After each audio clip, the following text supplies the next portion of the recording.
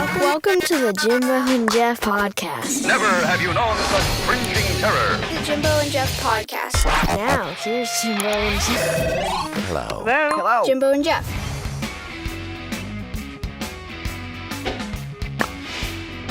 Well, we all know who our next guest is. He needs no introduction. I'll read a portion of this, but this gentleman is an American singer. We all know that. Songwriter, novelist, humorist, politician, defender of stray animals. He's the former columnist of Texas Monthly.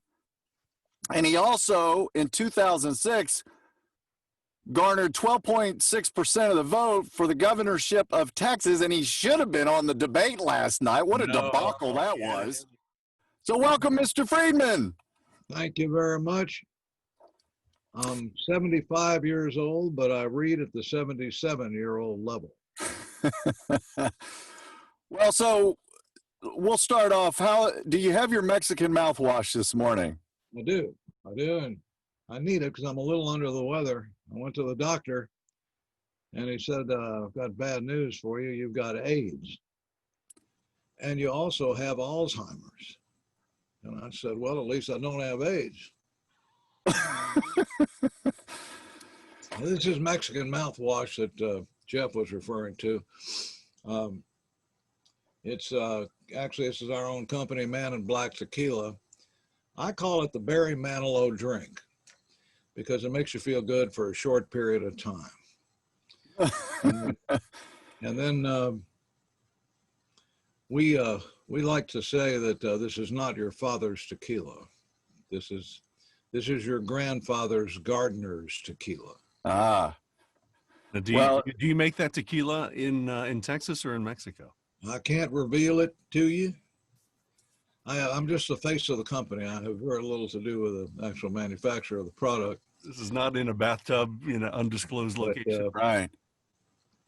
But it's certainly, there's something very medicinal and good about Mexican mouthwash. And of course, you got to be very careful how you like, I will forget a lyric every once in a while. Willie Nelson, who smokes a boatload of dope every day, never forgets a lyric or misses a note. But that be as it may, but then again, to Willie, music is like a religion, and dope is like a religion, and golf is like a religion. Who's a golfer, Jeff? Jeff is, yep. Yeah. Well, I find golf to be, don't take this personally, but I find golf to be stultifyingly dull. The only two good balls I ever hit was when I stepped on the garden rake.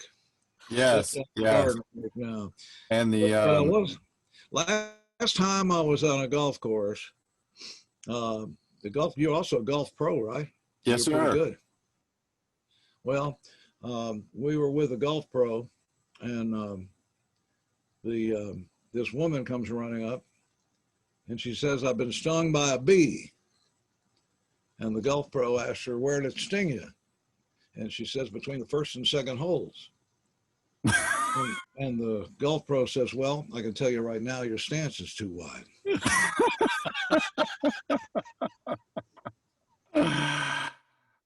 So that's why all the four-letter words were taken, right? That's why they call it golf. We're keeping it G-rated. We're keeping it all G-rated. Oh, that's right. Well, Kinky, listen. Never say in front of a C-H-I-L-D. That's what my father always taught me. Got it. Well, Jimbo and I, we started this a couple of months ago, and we like to have fun. And I'm a veteran. Jimbo's dad was a naval officer, and we've traveled the world as well as you. And we here in Austin and the surrounding hill country, we started bringing people on and learning about them. And it came up, why don't we write Kinky? So we wrote him a letter, and some of the things that are in that letter we want to talk about today if we could. And it's just, strangely enough, we talk about the house that you grew up in, and you wrote a letter, which we'll talk about here in a little bit. But we also want to get to know a little bit about you. We all know Kinky, the musician, the songwriter, but we also want to know more about you. For instance, what's one thing that no other Texan knows about you? No, well, I guess they don't know how shattering it is to lose an election. You know, I can empathize with Hillary.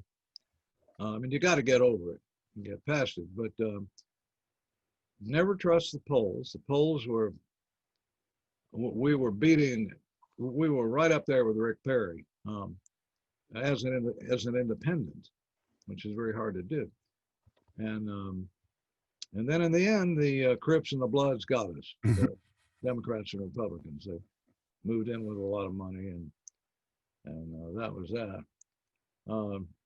Willie, of course, endorsed us and helped campaign, and that's one gauge I have of who's going to win this presidential race, based strictly on the Willie Nelson poll. Willie has always endorses the loser, the person who eventually goes on to lose. Beto, he was for Beto, he was for Kinky, he's for whoever he picks is bound to lose. And he's very dedicated and very interested in politics and so forth. Now, I actually am not a politician. I like to say my definition of politics, poly means more than one, and ticks are blood-sucking parasites. No. What made you want to run for governor? I thought it started as kind of a lark, and it got more serious as it moved along. And to get almost 750,000 votes in a state like Texas, the only independent that's ever won here was Sam Houston. And he wound up with people throwing rocks and tomatoes at him. And he was the man who invented Texas.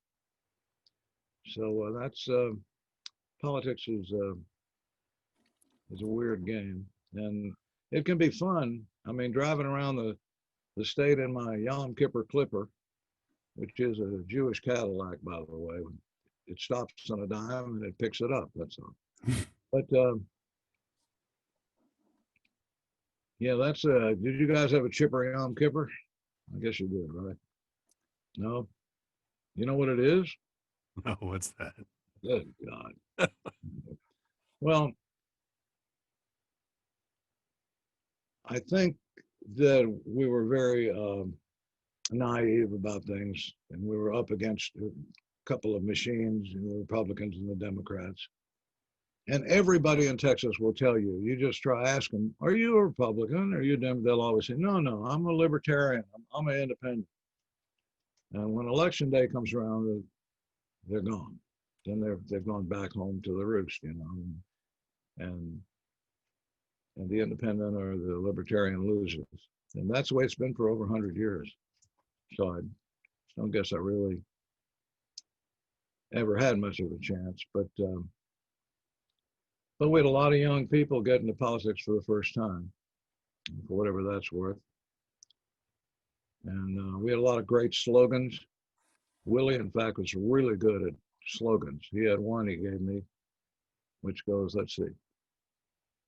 Criticize him all you want, just don't circumcise him anymore. So, Kinky, are we done with politics, or you still would like to do something in politics? Well, I've been done with politics for a while, I think, and it's just, I mean, it's an ugly thing, the way things have gotten, and it's hardly worth getting into. It's something like songwriting would be more interesting, probably, or something a little more literary or musical. I've noticed that because of this whole virus business, I seem to be writing songs more prolifically now, and very different from the ones that I used to write. I mean, I still, when I'm on the road, I will perform. They ain't making Jews like Jesus anymore, and get your biscuits in the oven and your buns in the bed, and all that sort of thing. But there's a record that came out earlier this year that we put out called Resurrection. And the song Resurrection is a duet with me and Willie. And it's, I must say, the new stuff is, I mean, nobody misses the old stuff. The new songs are being played a lot, and there's a video out called "I Love You When It Rains," which is getting a lot of play. And so I think the key to all this, we're talking about creativity, and is being miserable. That's step one. You know, if you really want to be an artist, you got to be miserable. I mean, you cannot be, no happy American creates anything very great. So, and also the motivation.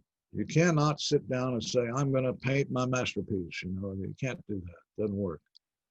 Do it for the reasons Van Gogh painted, to pay the rent. That's the reason to do it. And of course, in that house you're talking about on Mountain Climb, I might have been the first millennial, because I was living there, it seems, when I was 46 years old or whatever. I was still living with my parents. So it's hard to believe I had time to cram in everything else. The Peace Corps in Borneo and the jungles. And then in New York, Nashville, LA. And all of it has actually come to a very good place. I fight happiness. I guard against happiness. I fight it at every turn. If you get happy, you know, if you're satisfied and all that, you're not going to write anything worthwhile. And today's market, of course, is so screwed up. It's, you know, the value of the song has been diminished. I mean, you could walk in, Christopherson could walk in today to a record company with a great song, Sunday Morning Coming Down, me and Bobby McGee, whatever. They wouldn't sign him, just like they didn't sign Johnny Cash. No record company in Nashville would have Johnny Cash. He was too old. And these dogs are driving me crazy. I have 5 of them now. We love them. Yes, sir. They're handfuls. Friedman. Yeah. So Kinky, let's do this. Let me throw this at you. So let's just back up and go over this just a little bit. So you attended the University of Texas, is that correct? I was a graduate of the University of Texas at Austin, and I was in Plan 2, which distinguished by the fact that every student has some form or other of facial tic. Of course. I got this in St. Paul from an old man who was probably younger than I am. And this makes me a member of the Sacred Chicken Society.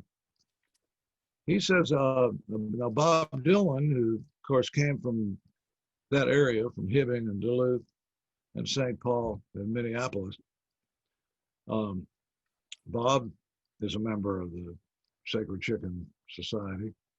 I don't know how often he wears his hat. They also say that Hank Williams Sr. was a member on one of his last tours. Speaking of these people, one of the things that intrigued us was the letter that you had actually wrote. And I was just going to read this real quick, and then we wanted to get your insight on these names of these people. But it may be fraudulent, because I do not remember writing or having a letter or putting it up there. Maybe someone else did. I've had this confirmed, so we're good here. But you're satisfied that it wasn't. We are very satisfied. Matter of fact, your stories will validate it. You didn't buy that off of eBay? Is that what you're saying? Now, by the way, that plectrum in there, yes, was the one that Janis Joplin used to write Mercedes-Benz with. Is that right? Yeah. Wow. Which should enhance its value a little bit. Did you ever meet Janis? Never did. She was just, I think, her last year she was at the university too. She was the last year there. I remember some fraternity ran her for the ugly man contest. Right. Yes. Which always bothered me. I thought that was very. I never saw her as ugly at all. And I mean, I never met her, but everything I saw of her was kind of beatific, was kind of, and but that's Yeah, college days. yeah. Janice was, She's a real gift. Texas, one of Texas's gifts to the world. yeah, her, I guess, let's see, my grandmother worked with her dad in Port Arthur at the island in Texaco years ago, and she lived right down the street where I grew up. But I remember seeing, there are YouTube clips of her on the Dick Cavett show, and she's talking about going back to her reunion in Port Arthur, and it's was really sad because I don't think the city ever really embraced that till years later. Took Dallas a long time to put up anything for JFK. That they wouldn't put up any memorial of any. Of course, as Molly Ivins said, Dallas is a town that roots for David, that roots for Goliath to beat David. That's right. That's Dallas. But speaking of these names, let me go over this letter real quick, and then Kinky, we want to hear these stories, if you will. This is here in Austin in 1963. My parents, Tom and Minnie, bought this home. I was 16, Roger was 12, and Marcy was just a sparkle in Tom's eye. It was then close to the outskirts of Austin, but today it's considered close to the center. Many of the furnishings we grew up here are still here, the piano and pool table. Actually, they're not here anymore, just to let you know, Kinky. Over the years, Bob Dylan, Joan Baez, Joni Mitchell, Willie, Eric Clapton, Ringo Starr, and Jimmy Buffett, just to name a few, have all visited here. Tom died in 2003. Shortly before his death, I wrote a tribute to him in Texas Monthly called The Navigator. He did not, as he contends, teach me everything I know, only almost everything. He taught me tennis and he taught me chess. He taught me how to belch. He taught me to always stand up for the underdog. He taught me the importance of treating children like adults and adults like children. He is a significant American because of his example. His spirit and his unseen hand has guided children of all ages safely through the winding, often torturous courses of their lives. One of them was me. Not only did I grow up here, or at least get taller, but I think I absorbed some of the peace and rustic beauty of the surroundings. Standing on the large sun deck and looking over the wooded, sprawling backyard, I can see many deer and much wildlife as I often see in the hill country. The house is of old Austin charm, yet it's nestled right in the heart of some of the most sought-after real estate in the city. May it be a happy home to you, as it has been to me over the years, and may it shelter your dreams. Kinky Friedman, yes. And it's a dream come true today that you're here with us, Kinky. But let's expound on. It's a miracle. It is a miracle. Here we are.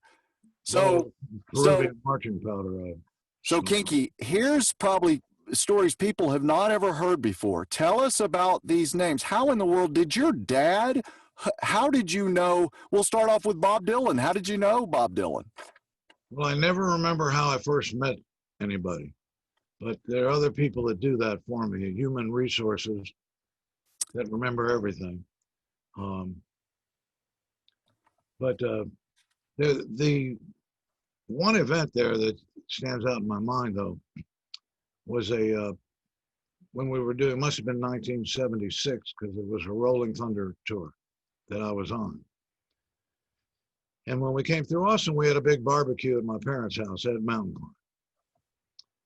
And almost everybody you mentioned on that list was at that party too, along with Peter Sheridan, a high-ranking officer in Hell's Angels, and Sammy Allred, peace be with him, and Jerry Jeff Walker and so forth. I mean, the cream of the crop there from Austin. But we made a plan that the next day we would meet, my father and Bob and me, for lunch, somewhere on campus. And my dad was a professor in the educational psychology, EdPsych, yeah. So this thing was supposed to be kind of secret, or, but by the time Bob got there, which was actually a little bit before I did, and we met in the back of Tom's office. But I noticed the hallways were already thronged with students. I mean, hundreds of them everywhere you look. And the dean was kind of a stuffed shirt guy, as many deans are, I guess. But he worked his way through the throng, and he came into Tom's office, and my dad, Tom, and he said, "Tom, what is going on here?" And my father told the dean, "Bob Dylan is here." And the dean said, "Is he one of our students?" That was what, 1976. I think most people. Is he one of our students? No, no, he's not. Wow. So were you able to? Did you? Yeah, I love the deer on mountain climb are very, very nice. I always wanted to write a piece on that, but I eventually got 86 from Texas Monthly because I was running for governor and they felt that was a conflict or whatever.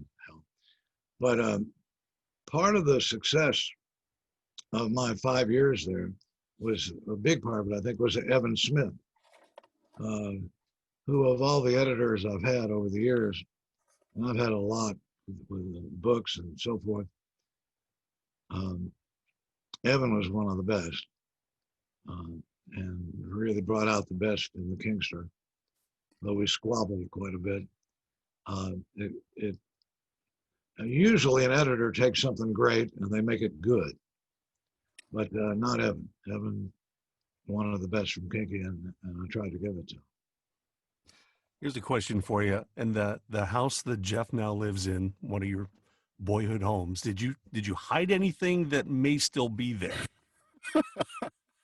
There may be some stuff. Have you pretty well checked out the garage? I think I'm afraid it's been picked clean, but that would be the one shot upstairs, or in the little attic section, or there's a secret door there. Well, Kinky, I did find it. I was going to wait till the end of the show, but I might as well do it now. I was searching just the other day, and I did find it. So here you go. Uh-oh. We have your presence and are blessed by you every day. Can we see? That. Oh, there's a glare, but there we go. Who is that? That's me? That's you. Good Lord. Almost like Danny Trejo there. Yeah, it looks like well, that's the secret. I don't look really like a happy American, but well, it's a nice picture there, Jeff. I've never seen that shot. Attractive, not an unattractive young man. You know what? I should replace the tickets and have it. What do you think, Jimbo? There you go. Absolutely. Get him to sign it. Yeah. Well, the letter has the pic in it. Yeah, and he's got it signed there. Yeah, that's nice. I'll sign anything but bad legislation. Hear, hear. So Kinky, tell us about. We're also interested in your dad. Your dad was a navigator, I believe, for B-24. He was a pilot in World War II. Why don't you expound upon that? He was a navigator. Yeah, Tom was a navigator and won the Distinguished Flying Cross. 36 missions over Germany. Oh. And they kept adding on more, piling it on. But now Jimmy Stewart was in the actor, was in the same group as my dad was in. Ah. And they always knew if Jimmy Stewart was aboard, everything would be fine. That they would not risk a chance to send him on anything that might be dicey. So it would be a milk run. So they'd always look for that and hope that he was with them. Um, yeah, I don't have time to read this. Heroes of a Texas Childhood. 23 heroes of mine when I was a kid. Very few states can boast 23 legitimate heroes. And there's states like Connecticut, I think, that has. Who do they have? Nathan Hale, was it? Who said, "I regret that I have but one life to give for my country." Do you guys know? I fought with Google because I think I have something right. I have a quote from Winston Churchill, which is, "We make a living by what we get. We make a life by what we give." Yes. Amen. And yeah, it's a beaut. And that leads right into something that has been taking a lot of my time and energy, but it's paid off already enormously, spiritually, which is, my mother and father ran a children's camp for boys and girls called Echo Hill Ranch. They came down from Chicago, and they ran this place for starting in 1952 for 60 years, 50 years. But the camp was running for 60 years. And my sister and I have now decided to set up another camp, a camp that will be free of charge, and it goes to Gold Star kids. There are almost no Gold Star kids camps, really summer camps for children. Ours is from like 7 to 12 years old. There's almost none of those in this country. There's none in Texas that are Gold Star. There's Gold Star family deals sometimes, but not a real camping experience. And we also have a first responders camp for the children of cops and firefighters and medics and frontline people. And this is going to be very interesting. It will start this, it would have started last summer except for the virus. So it will be June. There will be 3 sessions in June. Anybody who's interested in helping with their time, energy, expertise, or money, of course, please check out echohill.org, echohill.org, and that'll connect you with everything you need to be connected with. And right now, the camp is doing very, very well. We've got people involved that I can't even reveal at this time, but who will be helping us, spokespersons and stuff. One of them, though, I can say is Dennis Quaid, who, and what I'm liking is, this is a true charity camp. Like when you buy Paul Newman's pizza, it says 100% to charity. That's exactly how we're operating. So, and people have been very generous so far. We just want to keep it rolling until June when we start.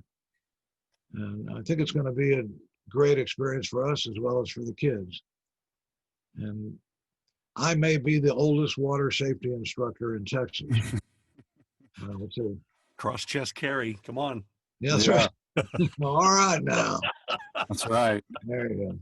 Well, we'll gentlemen, a toast here. You guys drinking anything? Yeah. Okay. My favorite Irish toast: may the best of the past be the worst of the future. Here's to There you go. Here. there you go. Ah, I like it here. Be my friend. Boy, mine wasn't that spicy. Wow.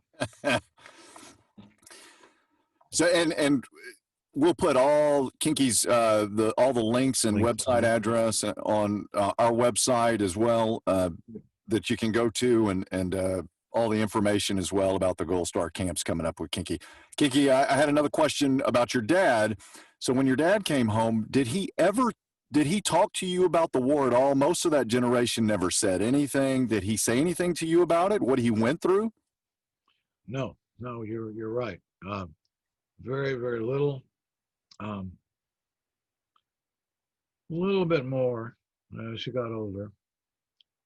And it's one of those deals where, I mean, these really were kids. My dad was the oldest guy on the plane.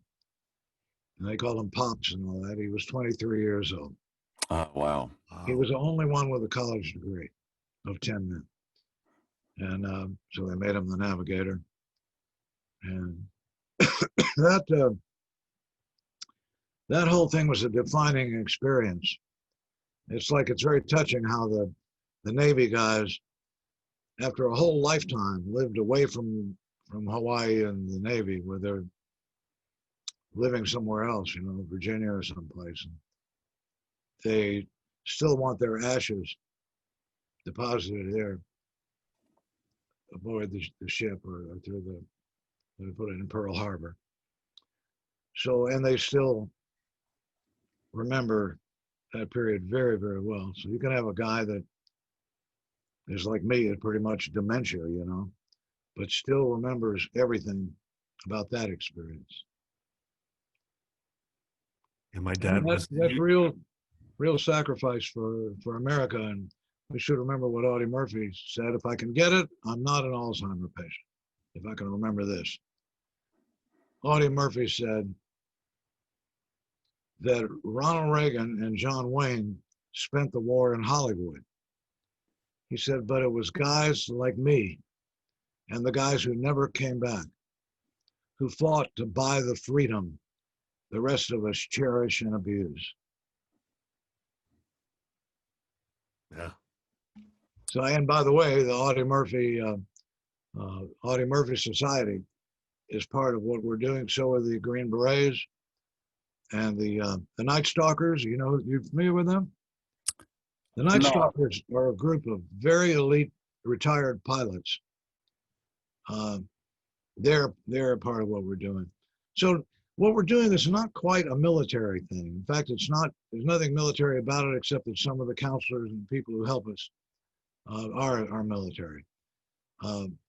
But it's just a camp concentrating on fun, and it's for kids who've been dealt not such a great hand in life.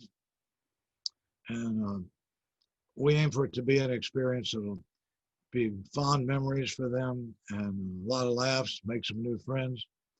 And they can come back every year, by the way. So I think right now people are already signing up for the first responders camp. That'll actually be in July. And this is about being a kid and enjoying it. And it's an experience I already see is going to touch us more than it is them, probably. But, many of them have never met a horse in person, So now you got horseback riding, swimming, hiking, overnight hikes, all kinds of everything you can think of. This is in the Texas Hill Country, right? It's right in the heart of Texas. It's kind of between Kerrville and Bandera. And check us out and come visit. Give us a little warning if you're coming, so make sure we're here. But so far, my sister has actually directed a number of camps at Echo Hill, so she's plugged in, knows how to do it. But I think it's going to be something great. And I wish I could tell you some of these people that are involved, and it's not about, there are other things like PTSD, like wounded warriors, which are fine. Almost all of those work with adults. As far as I know, we're the only one that is a charity camp that works solely with kids. And from what I've seen so far, people, it's hard for people to take time off, Jeff. You could, will you come up for a week? Well, I'd love to, but I'm a doctor, I'm a lawyer, whatever the hell people are these days. And they can't. That was Jim, right? That was Jeff. This is Jim. I'm mastering the Zoom. So, I have nothing. I have no email. I don't know how to do any of this stuff. There's only Christofferson does not mess with any of that stuff. But I haven't met anybody, including Willie, who are always aghast when they hear that I don't have email and I don't know any of that stuff. But, we don't have grief counselors. We don't have shrinks anything like that around here. This is a real camp. And if you're old enough to remember Spin and Marty on TV, maybe you're not. It was a dude ranch. So this is more of a real camp. It's rustic. There's phones don't work here, cell phones don't. So you'll be here for 11 days without a cell phone of any kind. And I'm really looking forward to this summer, and I can see it's going to be an experience. We'll for sure put the website up on the Jimbo and Jeff podcast page, and maybe get some more support. I'm sure you're taking donations. We're absolutely taking donations, and some of them are some want to be anonymous. Here's a guy who gave us $10,000 and wants to be anonymous. And another guy, this one was a friend, but gave us $100,000. And as of right now, and then I think there's every chance that this thing will really be something meaningful. And it's such an overused idea to do something meaningful, because like my father says, if I can remember this, I can just get, this is a tough one. He said, let me have a little Mexican. This is what I do. See, I have a little bit of Mexican mouthwash. And that helps you. Well, it not only helps me, but like if I'm performing in Europe or someplace, right, and I forget a lyric and I get lost, I go, well, I can't say this because we said I'm not going to swear. But I say, well, I can't even do this bit. This will help you, Kinky. Here you go. One more time. There you go. Let's see if I can get the light right. There it is. Yeah. Jesus Christ. No, it's not Jesus Christ. It's, well, you can bleep the damn thing. That's right. Yes. Yeah, if I forget something, I walk over to the Mexican mouthwash. I have a shot. See, you just did a promo for us. But here's the thing. The Europeans love that. And it may happen 2 or 3 times a set, but they think that's performance art. They think it's kind of planned, which it is not. We've heard stories about Nelson Mandela. But we want to hear a song. Okay, man's ability to delude himself is infinite. That's what it was. But we all have a lot of tragedy in our lives, and the older you get, the more you get. And from the loss of my dog, Banjo, just a few days ago, I still have 5 dogs, of course. I don't recommend 5 dogs. They think you're one of the pack. There is no dog. Yes, they do. Resurrection is one could argue, a far cry than what you've done before. Yeah. And it's resonated with so many people. And Resurrection is a record that we put out without a record label, really, and without any promotional skills. But the thing keeps coming back. I mean, either as videos or whatever. And lately, I am involved with a project with Dennis Quaid.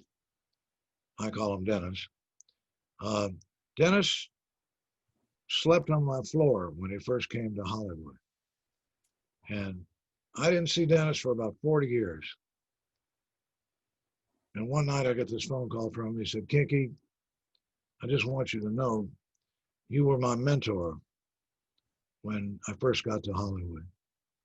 And you still are. And Dennis obviously had a few drinks, maybe a little. But he's gotten very into the idea of the camp. And he'll be helping us. And so this is the record Resurrection, which features Willie as a duet in the song Resurrection. Almost everybody in it is dead, I realize. I mean, it's like writing. I always write. When I'm writing books, I write them to a silent witness, like a lost cat or a dead sweetheart, someone like that. And let the people read between the lines, which is key. If they can do that, then that's going to be great.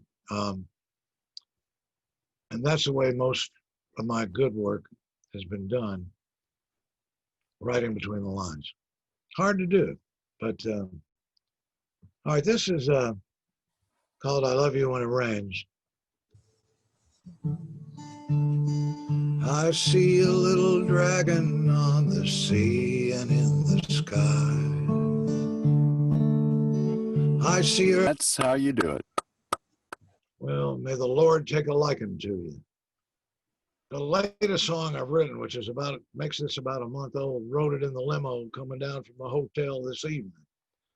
But it's called Buddy, You're Living My Dream. Let's do this one. This has never been heard. Let's do it.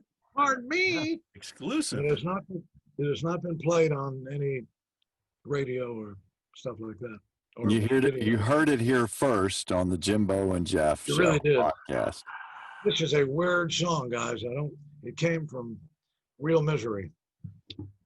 And it may be the most commercial thing I've done. I have played it on the phone for about 10 victims, but that's all that's heard it. All right, so now this is our first one. All right, Buddy, You're Living My Dream. Maybe it's time to change out of the chicken hat. I think is it adding something or taking it away? We're just waiting for it to take off at any moment. No, you're fine. I might leave in a 1937 snit. When I lost the campaign for governor, I retired to a goat farm for about 16 years in a petulant snit. She liked the women and you liked the men. And that's where I thought that the story would end. But love conquers all, that's what they say, and tells the world to get out of the way. And buddy, you're living my dream. She loves you, or so it might seem. Now you're king of the castle, and she is your queen. And buddy, you're living my dream. You both are much younger than me. Sometimes it takes fresh eyes to see the ways of the world for a boy and a girl who normally never would be. With a tear and with a smile, I gave you away down the aisle. The two of them looked like a storybook. They'd beaten the odds for a while. And buddy, you're living my dream. She loves you, or so it would seem. Now you're king of the castle, and she is your queen. And buddy, you're living my dream. Turn page. Many months later, I knocked on his door. He wasn't living a dream anymore.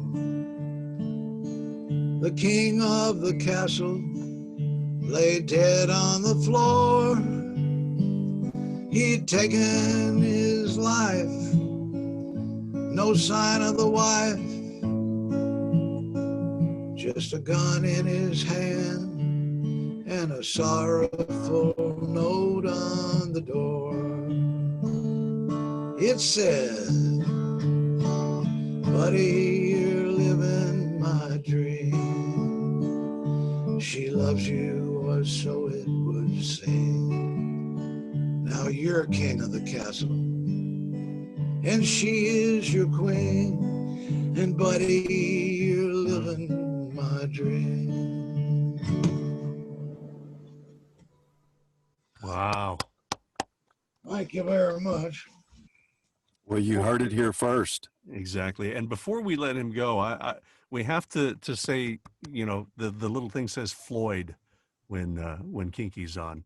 We gotta give thanks to Floyd who helped us out. Yes, today. thank you, Floyd. Yeah, but will you come see us in Austin? And another thing is, And you guys are more than welcome out here. We have a radio show at ECHO, our own radio station. But you guys could sure bring it up a notch and work with the kids. Let the kids run the station. There you go. Right. Perfect. sounds great. Yeah, that would be great. And I appreciate being here. And we'll see you down the highway. Well, as one who we do a lot of stuff with dog rescue groups in Austin, Peggy and I. So I know your background with dogs. That's close to my heart. So thank you very much for all of you that all of you have done with dogs. Well, you too. Being a defender of strays is a wonderful thing, and you can't always. I've always thought that when you see a stray, most of us are too busy, first of all, to do anything. Yeah. But I think that's as close to God as you get. And if you do take in a stray, you're almost always rewarded. The Jimbo and Jeff Show. The Jimbo and Jeff Show.